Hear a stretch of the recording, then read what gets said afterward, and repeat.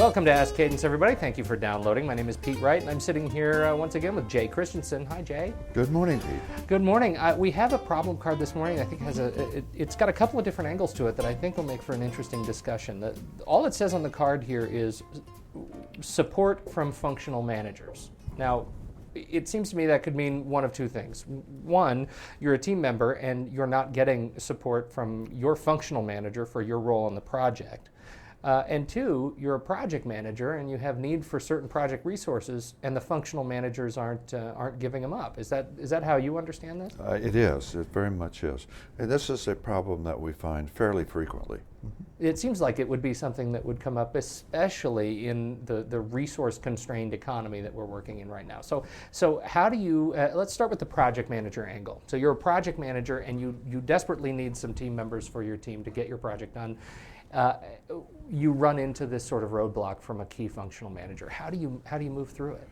Yeah, there's a couple of approaches, but ideally, let's start there. And that is that for the right size project, like small, medium, or large, primarily medium and large project, we would expect the research phase to have been completed for the project. Now, if you recall, there's think, study, research, plan, and implement. During think, study, and research, those phases, what the organization needs to do is attempt to air the project purpose in terms of what it will deliver to the business and get all of the reasons why people would support the project and all the reasons why they would not. This is a time to gather input and perhaps get some consensus behavior going, to get a lot of people discussing the purpose of the project and its contribution to the goals of the organization. After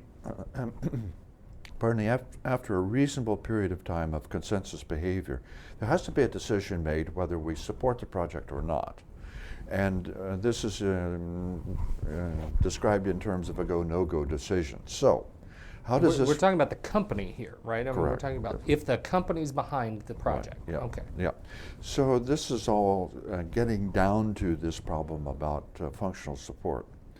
And so, if the project decision is to go, then the project manager is either appointed or at that point would begin to plan the project. And what that means is then that they would at this point begin to form a team by visiting functional managers and asking those functional managers for resources.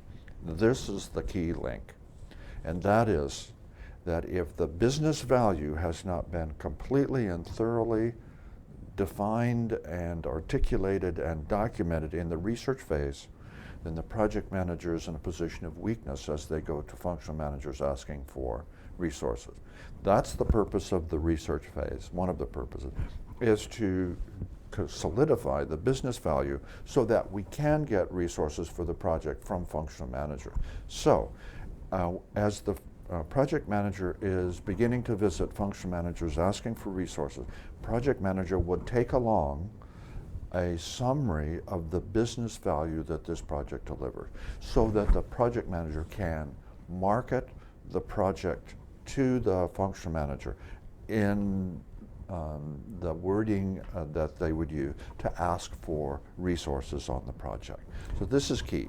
Yeah. So it seems like that's the biggest tool in their toolbox, is to say, look, the company's behind this, which means you are too. Functional Yes. manager. As a result of your position here, you are behind this. Yeah. But if they don't know that this is well communicated, suddenly the project manager is in a hole. Yes, correct, exactly right.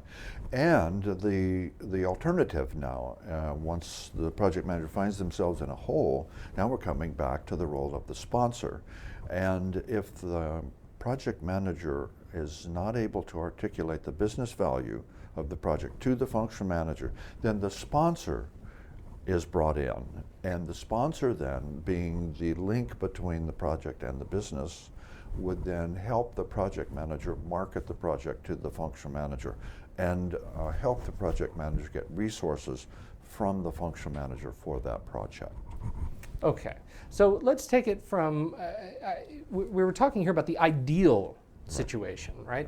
What's the non-ideal? I mean, what happens, I assume, when you go to a functional manager and they, say the need of the project has been clearly communicated, and yet the functional manager says, I still can't help you. I'm strapped. I can't get my work done in my department if I lose these people, even for a couple of hours. Yes, a couple of hours or an FTE a week. Yeah, and that can easily happen. In fact, sometimes what happens is that functional managers make a commitment for resources in the beginning of the project, even in the planning phase. Then something changes in the functional manager's environment, and they can't support the project later on in the implementation phase. So now the project manager has a problem. And a couple of tools that we could use. One is the responsibility matrix. Take the responsibility matrix that's been completed to the functional manager and say, okay, functional manager, here's the work that we think would be done by a person from your department. Now, you're not able to provide resources, is that correct? Function managers, yes it is. Function manager, what we'd like to do at this point then is we would like to generate alternatives offline, and then we'll make a recommendation. We'll bring those alternatives back to you, and we'll ask you for the opportunity to add to our list of alternatives. At that point then, we would like to select an alternative that you and I, functional manager, will go forward to the organization, primarily the sponsor, and say we have a resource constraint, we have an issue about not enough resources to do the work on the project. Here's the work that won't get done. Here are our alternatives, and here's what we would recommend. And at that point, then we ask the sponsor for their alternatives. And then once we've gotten all the alternatives collected. Yeah, you hope you can meet in the middle somewhere. Yes, correct. And now the functional manager is no longer an adversary. They are a partner in solving this problem. They are able to speak for themselves, and they feel like they are not being set up for some sort of retribution because they're not able to provide resources for the project. They're able to state their business case as to why they can't provide resources. So, and that really becomes part of the project manager's responsibility to not make them look like they're non-compliant out of some sort of, belligerence or malice, that they don't want the project to succeed. Exactly. They likely very well do want the project to succeed, but their problems are just as real. Correct, exactly. And you bring up the idea about, if you recall, the type 1s, type 2s, and type 3s. Okay. Type 1 helpers, type 3 blockers. Sometimes functional managers are blockers because the first time that they hear about this project is when a project manager shows up on their doorstep asking for resources. So now they are blocking because they are resource constrained. And this is the case where this project comes out of the blue. And it's at this point the project manager's got to make a strong presentation about the business value behind the project. So the functional manager can change from type 3 behavior to type 1, which is actually helping support the project. Now, in all actuality, the functional manager may still not see or buy in to the business case, even if it's been made. And it's at that point then we need to get the sponsor involved, and we need to go back and use the sponsor's authority to help us either turn the function manager around into believing that the project has merit, or in rare instances, we may even then at that point look for external resources to support the project. Excellent. So now we've been talking about the relationship between the project manager getting support from the functional manager. I wonder if just in our last minute or two here, you would talk a little bit about the other angle, which is you're a team member and you're not getting support from your functional manager to do the work. Yeah, and a couple of things that need to happen there. Hopefully, the schedule was put together with some assumptions based on the amount of time that the team member has available for this project.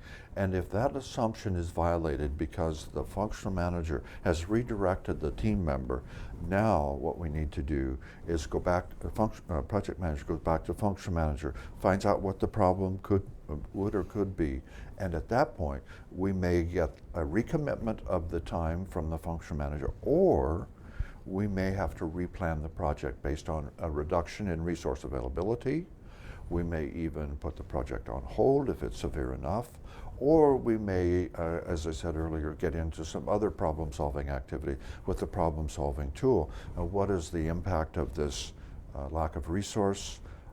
What are the alternatives? What alternative would we recommend, et cetera?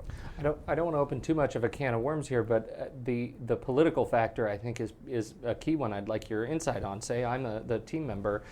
If I understand what you said correctly, I'm going to the project manager first and foremost and saying, look, my time has been constrained and, on this end of my work life, and I can't work on your project quite as much as I thought I could. Then the project manager goes back to the functional manager. Aren't we skipping a step? I mean, where's the allegiance from the team member to their functional manager? Who do I go to if I'm having a problem? Okay, first of all, there's a piece that you kind of left out in your description, and that is the way that it should happen is the team member informs the project manager about the resource availability. Project manager becomes knowledgeable and understands the issue. Then the project manager and the team member then visit the team member's functional manager. So the three of them then are now meeting. Okay. And now, at this point, if resolution is not obtained, then project manager is beginning to escalate this. And this is an opportunity for the functional manager, for the project manager to get the sponsor involved, now with the function manager. Team member is out of the picture at this point. This is the second level of escalation.